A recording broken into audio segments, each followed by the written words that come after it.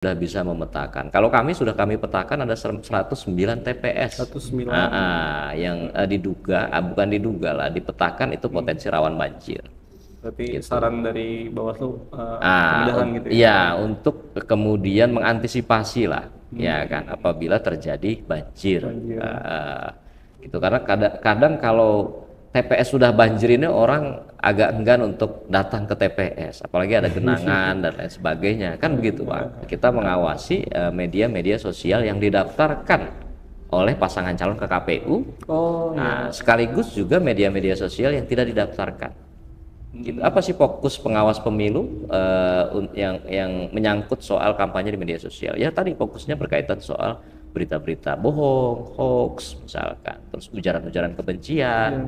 Itu yang kemudian fokus kami mengawasi metode kampanye di media-media sosial. Karena ketika menemukan mungkin postingan yang agak mungkin ujaran kebencian atau bersifat hoax, itu yang dilakukan Bawaslu apa?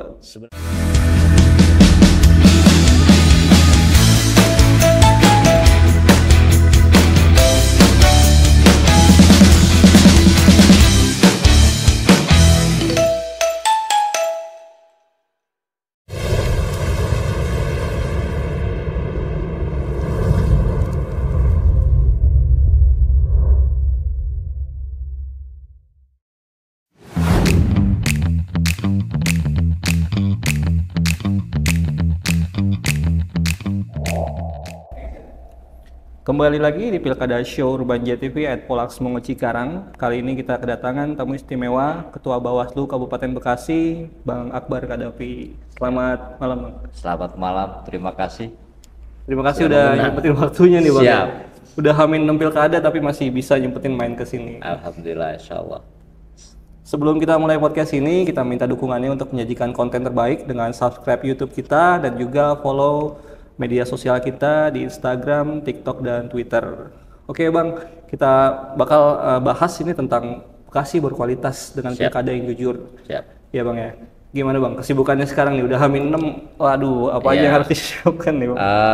Ya hari ini memang kalau untuk di pengawas ad hoc kami sedang melaksanakan rapat kerja teknis ya. Teman-teman pengawas TPS melatih berkaitan soal pengisian alat kerja untuk nanti tahapan pungut hitung di TPS. Besok tanggal 22 kita melaksanakan kegiatan apel siaga bersama se-Jawa Barat, tanggal 23 kita apel siaga bersama se-Kabupaten Bekasi. Kabupaten Bekasi. Ya, jadi lumayan padat untuk saat ini kegiatan-kegiatan pengawas pemilu. Apa akan sih pembekalannya bagi PTPS ini yang nanti akan bertugas tanggal 27? Karena kan pengawas TPS ini tugas dan kewenangannya hanya pada tahapan pungut hitung, dari mulai persiapan, pelaksanaan pemungutan, persiapan dan pelaksanaan penghitungan suara. Jadi bagaimana kemudian mereka paham betul hal-hal teknis, khususnya berkaitan soal mekanisme dan tata cara di TPS, Pak. Itu yang penting karena ini yang menjadi persoalan ya, banyak persoalan kalau kemudian penyelenggaranya nggak paham soal tata cara mekanisme, ini nanti menjadi pelanggaran. Makanya pembekalan baik Bintek ataupun Rakernis itu sangat penting untuk pengawas TPS kami di lapangan. Artinya tanggal 23 nanti itu udah pembekalan akhir ya Bang? Iya, menjelang pungut hitung. Jadi nanti tanggal 24 karena sudah masa tenang ya. Jadi mereka nanti mengawasi masa tenang. Masa tenang ya, termasuk nanti ada pencopotan atribut alat peraga kampanye ya. Betul. Sejauh ini Bang ada itu nggak sih Bang kendala sih dalam tahapan pemilu ini dari mulai kemarin tahap sosialisasi sampai kemarin pendistribusian logistik? Ya, kalau secara tahapan dari mulai awal sampai dengan hari ini ya, mau tahap-tahap akhir ya nggak banyak kendala ya. Pendistribusian pun memang kita sudah menyampaikan himbauan sejak awal kepada teman-teman KPU agar kemudian dalam proses pendistribusian itu harus tepat jumlah. Nah, tepat jumlah ini kami meminta teman-teman KPU untuk melibatkan teman-teman PPK dalam soal packing akhir lah ya, agar kemudian di lapangan di TPS tidak terjadi kekurangan logistik. Jadi ini problem di 2024 kemarin gitu, kekurangan logistik karena memang tidak banyak melibatkan teman-teman PPK. Gitu Pak.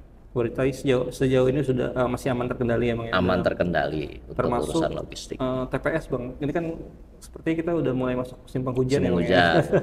Ada nggak sih Bawaslu itu mencatat TPS yang rawan banjir gitu? Apakah Iya. sudah memberikan usulan kepada KPU dan PPK Ya, mungkin di tingkat? dari 23 kecamatan, TPS rawan banjir di Kabupaten Bekasi berdasarkan hasil pemetaan ya, pemetaan kerawanan dari teman-teman Panwascam itu ada 16 kecamatan.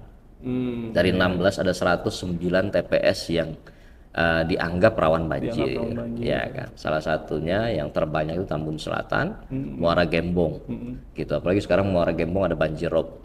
Iya, Nah, kemarin kami juga ketika pas banjir rob sudah memantau dan meminta laporan dengan teman-teman pengawas TPS. Mudah-mudahan ya kalau banjir rob itu biasa di awal-awal bulan, Bang. Dari tanggal 1 sampai 15. Nah, di akhir ini kata mereka ya teman-teman di Muara Gembong biasanya di akhir bulan itu biasanya agak surut, Bang. Mudah-mudahan tidak terjadi gitu. Karena pilkada kita tanggal 27 lah ya. Mereka memprediksinya seperti itu. Karena biasa banjirop itu terjadi di antara tanggal 10 sampai 15-an. 10 sampai 15. Nah, tapi kan kita juga mengantisipasi berkaitan dengan hujan. Ya kan, bukan hanya banjirop yang memang tidak terprediksi waktunya kan. Hujan juga hari ini juga tidak terprediksi waktunya. Pemilu 2024 kemarin 14 Februari kita hujan. Iya, ya betul. Pagi-pagi. Ada juga beberapa genangan, bahkan sebelumnya itu terjadi juga angin kencang ya. Di beberapa TPS malah ada kejadian sampai dengan tendanya rusak dan lain sebagainya. Ini juga menjadi perhatian penyelenggara pemilu, khususnya teman-teman KPU. Mestinya ini menjadi perhatian. Sudah bisa memetakan. Kalau kami petakan ada 109 TPS. 109. Yang bukan diduga lah, dipetakan itu potensi rawan banjir. Berarti saran dari Bawaslu kemudahan gitu ya. Iya, untuk kemudian mengantisipasi lah, ya kan, apabila terjadi banjir. Gitu. Karena kadang kalau TPS sudah banjir ini orang agak enggan untuk datang ke TPS, apalagi ada genangan dan lain sebagainya, kan begitu, Pak. Apalagi sekarang pemilihnya ini 600 per TPS, kalau dulu itu pemilu kan 300, di mana nanti pada jam-jam tertentu akan ada penumpukan seperti itu. Ketua, kita pengen tahu nih, sejak awal tahapan pilkada berlangsung ini sampai nanti hilang masa tenang ini udah ada berapa banyak sih laporan yang diterima Bawaslu? Oke. Kalau laporan itu ada 3 ya, sejauh ini di tahapan kampanye. Terus juga ada 3 temuan juga sejauh di tahapan kampanye. Jadi kalau laporan itu ada 3 kategori, Pak. Itu dari pasangan calon, terus kemudian masyarakat yang sudah memiliki sudah punya hak pilih, terus kemudian pemantau pemilu. Nah, itu kategorinya. Kalau temuan itu hasil pengawas pemilu. Nah, di lapangan misalkan mereka mengawasi, ada dugaan pelanggaran, dijadikan temuan. Gitu. Jadi ada 2 metode penanganan pelanggaran, temuan dan laporan. Sejauh ini ada 3 laporan yang memang disampaikan oleh masyarakat dan 1 terregister. 1 yang terregister. Nah, ada 3 temuan dan 1 yang terregister. Gitu, karena ada 2 laporan yang tidak memenuhi alat buktinya, kurang alat bukti dan lain sebagainya, sama halnya dengan temuan yang itu, ada kekurangan alat bukti. Jadi secara administratif tidak bisa diproses ya? Tidak bisa diproses, tidak bisa diregister lah. Jadi yang diregister itu 2 itu hanya 2. Ya? Boleh tahu kategori apa itu? 1 itu berkaitan soal netralitas aparatur sipil negara, itu yang laporan.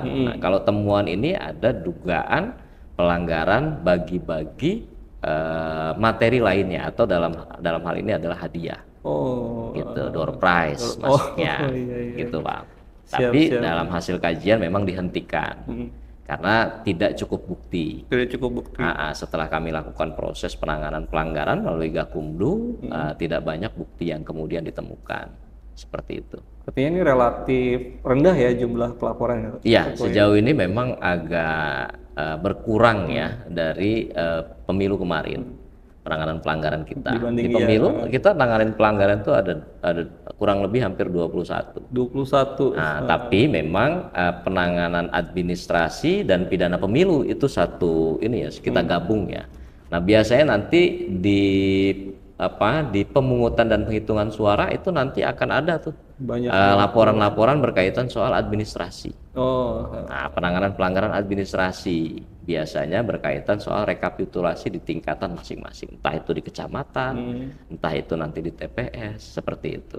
Biasanya banyak. Pemilu kemarin kita ada 9 penanganan administrasi dari proses itu. proses rekapitulasi di tingkat Rekapitulasi. kecamatan, PPK di kecamatan, gitu. Itu pentingnya peran PTPS dan tingkat Ya, kelurahan nama itu ya. makanya kecamatan ya. penting pemahaman regulasi penyelenggara pemilu berkaitan soal tata cara dan mekanisme tiap-tiap tahapan. Itu penting, gitu, agar kemudian tidak melanggar administrasi. Karena kalau pelanggaran administrasi kan soal tata cara dan mekanisme saja. Gitu. Kalau ada tata caranya yang dilewati, mekanisme yang dilewati, itu pasti sudah melanggar administrasi. Administrasi. Seperti itu. Biasanya itu nanti penindakannya setelah rekapitulasi ya, itu ya apa? Biasanya mereka melaporkannya pasca rekapitulasi. Oh, Nah, di tingkatan kecamatan. Seperti itu. Nanti ada masa penyelesaian sengketa berarti ya, setelah itu baru Kalau sengketa nanti mekanismenya berbeda lagi. Gitu. Jadi di kita itu ada penanganan pelanggaran pidana pemilu, ada penanganan pelanggaran administrasi, ada pelanggaran etik. Ada 3. Etik itu khusus memang untuk penyelenggara ad hoc di bawah.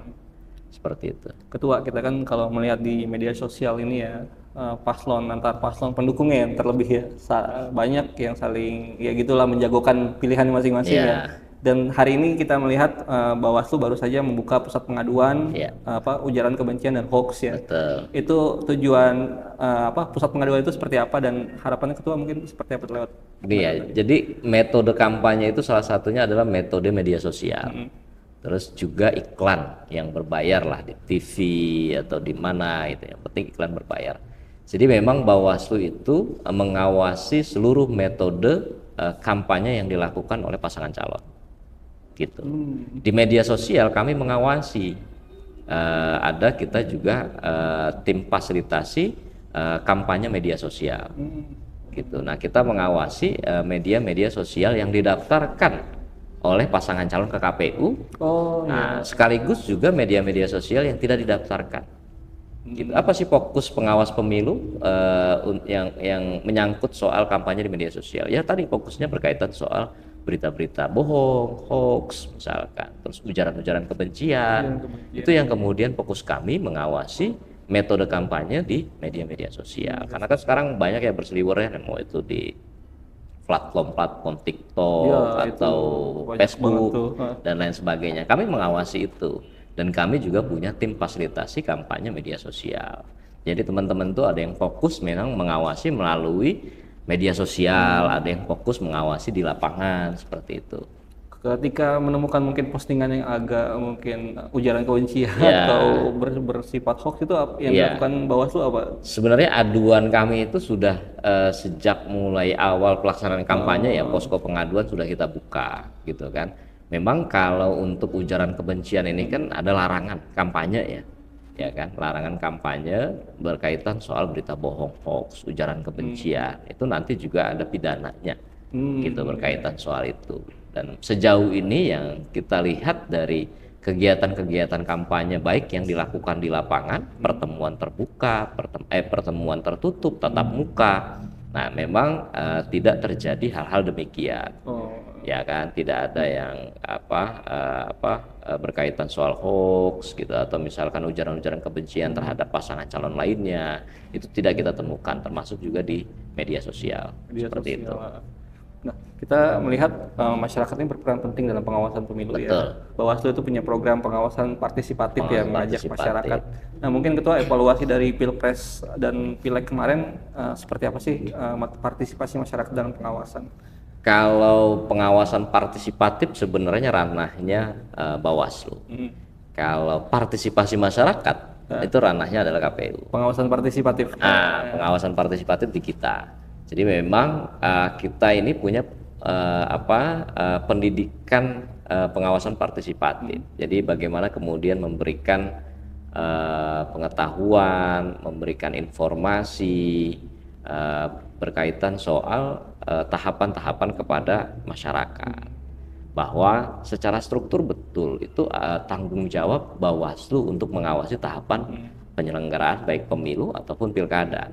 Tapi secara fungsional ini kan tanggung jawab kita sama-sama. Bersama. Sebagai masyarakat punya tanggung jawab untuk kemudian sama-sama mengawasi. Ketika ada pelanggaran dilaporkan kepada pengawas pemilu, misalkan di tingkatan masing-masing. Itu kan menjadi hal yang harusnya memang ya menggugah kesadaran kita bagaimana kemudian masyarakat itu berperan penting dalam proses demokrasi di tingkatan masing-masing, baik itu pemilu ataupun pilkada, seperti itu.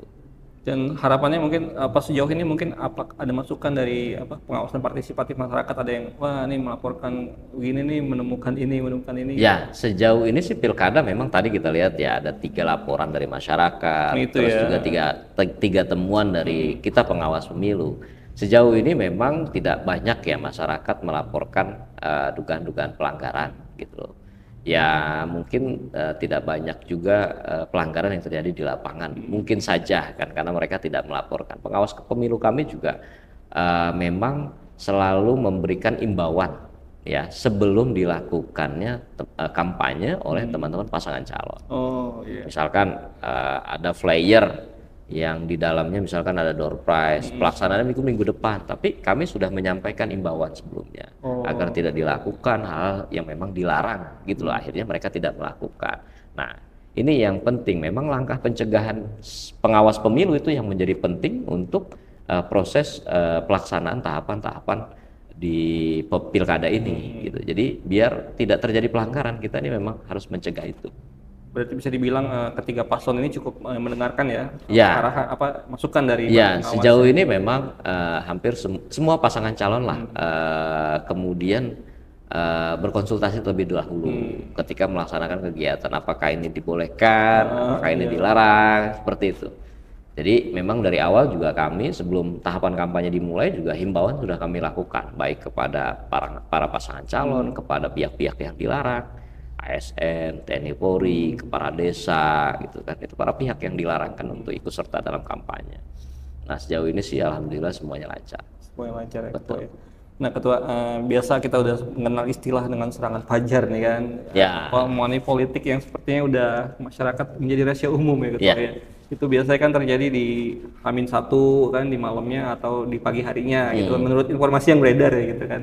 Nah antisipasi dari Bawaslu itu gimana sih soal money politik ini? Ya, salah satunya kita melakukan kegiatan-kegiatan sosialisasi berkaitan soal regulasi, khususnya soal money politik, larangannya, gitu, sanksinya dan lain sebagainya.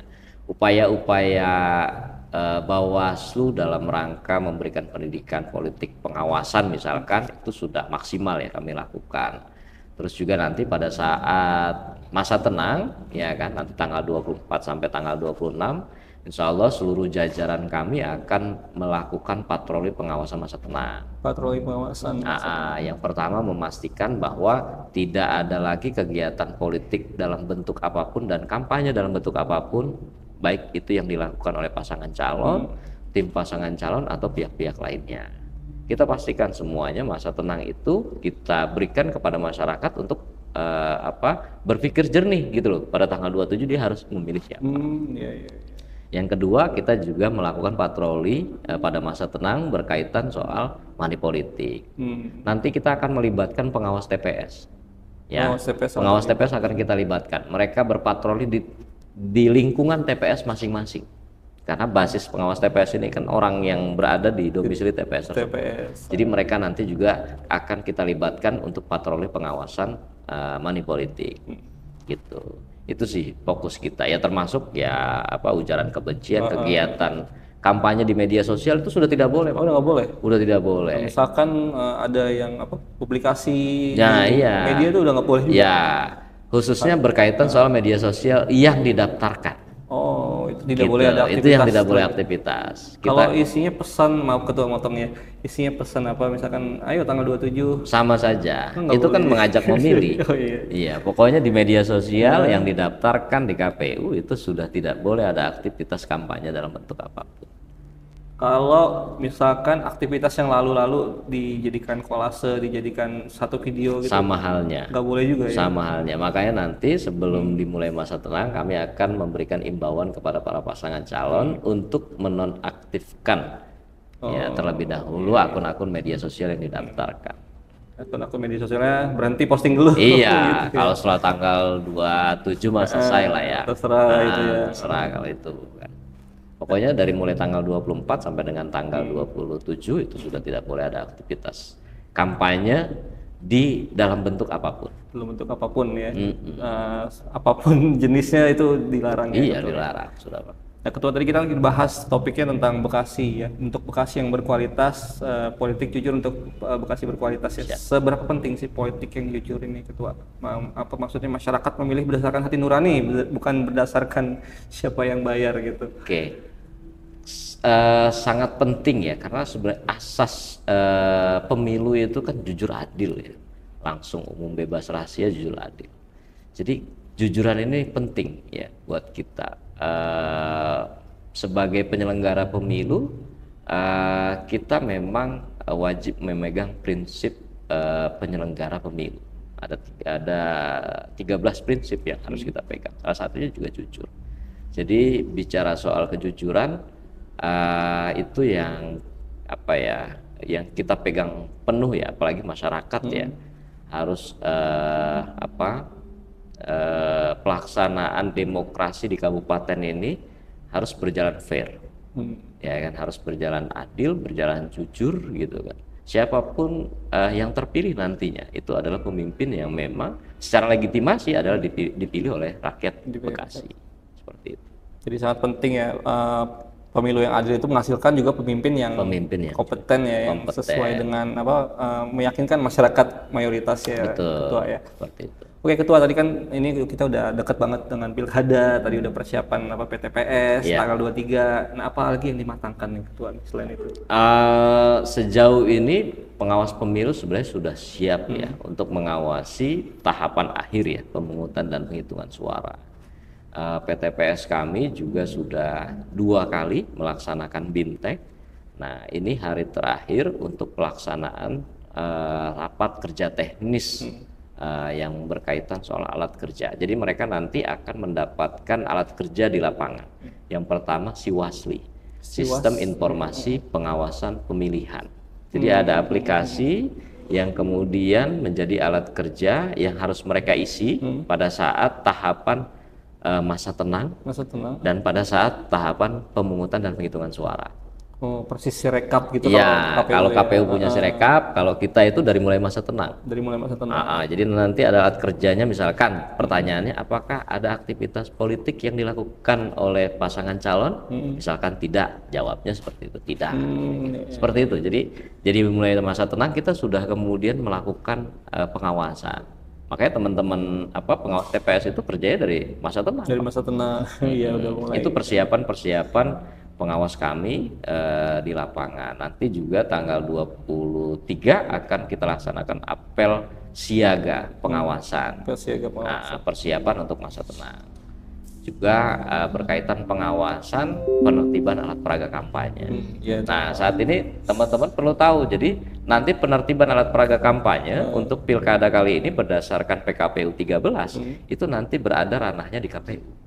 Tidak lagi di Bawaslu. Oh, bukan Bawaslu ya biasanya kan. Bawaslu. Oh, ini masih dipasang-pasang sama Satpol PP. Iya, jadi tanggung jawab nanti penertiban alat peraga kampanye berdasarkan PKPU 13 itu di ranahnya teman-teman KPU. Bawaslu hanya mengawasi pelaksanaan penertibannya saja.